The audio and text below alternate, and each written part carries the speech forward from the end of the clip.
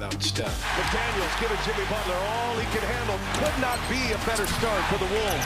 I'm going to go out on a limb here. Not having Steph Curry affects their offense. It's a big problem. Minnesota has arrived. Now the Warriors will try to do all they can on their home turf.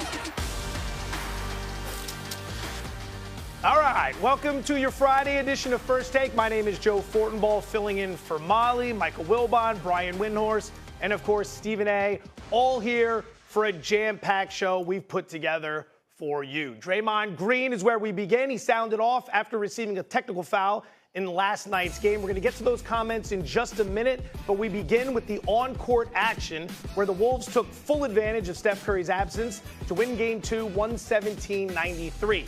Anthony Edwards had an injury scare of his own, but was able to return in the second half. He finished with 20 points, while Julius Randle led the way with 24. Series now shifts to Golden State, all knotted up at 1 game apiece. Wilbon, we begin with you.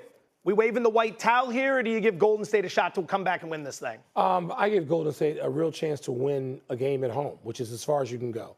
We have no idea what's going to happen with Steph Curry. Anybody who loves basketball is hoping he can get back in this series, maybe Game 6 if he does. But in the meantime, the Warriors, to get there, need to win a game. They got 2 games coming up at home. Minnesota is not without flaws. We see the Timberwolves do some weird things in some games over the past couple of years, even as they've gone to a conference final. We've seen that a year ago. But I think at home, the Warriors will figure out how, and that may include a Jimmy Butler 40-plus game. They'll get enough of the ensemble effort, as Steve Kerr mentioned. But, yeah, Joe, I'm giving the Warriors a game at home, and we're going to have a series still. Hope we get Steph back. To say that Steve Kerr was searching in this game would be an understatement. He played 14 different players in the first half alone, not in garbage time. He was so searching that he was throwing everything he could out there trying to figure this out. When Steph Curry is on the court in this playoffs, the Warriors average 116 points every 100 times they get the ball. That is excellent. That is why they're in the second round. When he doesn't play, they average 93. It's a catastrophic fall off. When Jimmy Butler is not out there, it falls like another 10 points. Jimmy Butler ain't playing 48, okay? So they have got to find a way to get offense from somewhere. Before they figure out whether they can claw back a win or whether they can get, 3 or 4, win game 3 or 4, they got to figure out where they're going to get scoring. Now, the one ray of sunshine is that one of the 14 guys that he played was Jonathan Kuminga, who has not been a guy who he has played that much over the last third of the season or so. And Kuminga hit 8 straight shots and gave them a chance in the second half with a run that for a second we thought we were going to get another 20-point, a home team blowing a 20-point lead, but that didn't happen. The Wolves held them off. But unless they get that offense from somewhere, it's going to get elementary because the Wolves didn't play very good offensively at the end of that Lakers series. They didn't play very good offensively to start this series. Ant got called out by his head coach. They had 33 assists as a team last night. Ant went from 2 assists in Game 1 to 9 assists in Game 2. That was him responding to what Chris Finch said.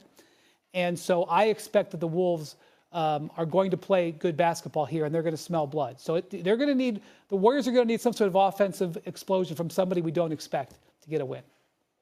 The series is not over. And before I even go a bit further, it's always beautiful to see my brother Mike Wilbon, particularly in studio. Thank you, Stephen A. And normally with everybody else, I say sitting in that chair is a huge responsibility, but it's in reverse. I mean, you sitting in that chair, now I got a responsibility. I'm scared sitting in this chair. I shouldn't be in this chair. And by the way, you can laugh at me all game long, all show long, because I've lost my voice because of my Knicks fandom. That's why I'm. How are you going to pace yourself? You got to go to June. What are you doing? I lost my voice, man. I'll pace myself from now on. I got excited early in the week. Who the hell thought that the Knicks would be up 2-0 for crying out loud after 2 America weeps. Nobody. Wait, right. But you lost your voice, but you lost your life on Law and Order. We're glad to see you, Stephen. I mean, seriously, that's why Law and Order is my thing now. Shout out Ted Hunter.